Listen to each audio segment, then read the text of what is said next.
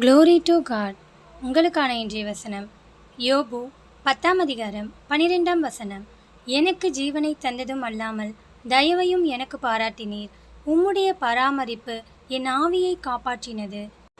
கிறிஸ்துவுக்குள் பிரியமானவர்களே, எண்ணற்ற போராட்டங்களை கடந்து நீங்கள் வந்திருக்கலாம். ஒரு பிரச்சனை போனால் மறு பிரச்சனை என்ற நிலையில் நீங்கள் இருப்பீர்கள் என்றால் கர்த்தர் வசனத்தின் மூலம் உங்களோடு பேசுகிறார். உங்களுக்கு கர்த்தர் ஜீவனை தந்திருக்கிறார். எப்போதும் தயவை பாராட்டி கொண்டிருக்கிறார். அவருடைய பாதுகாப்பு உங்களோடே இருக்கிறது. அவர் உங்களையும் உங்கள் குடும்பத்தையும் பராமரிக்கிறவராயிருக்கிறார். எனவே எதை குறித்தும் பயப்படவோ கலங்கவோ தேவையில்லை. இன்று உங்களை பயம் பொருத்தி கொண்டிருக்கிற காரியம் எதுவாக இருந்தாலும் தேவனாகிய கர்த்தர் அதை உங்களை விட்டு அப்புறப்படுத்துகிறார்.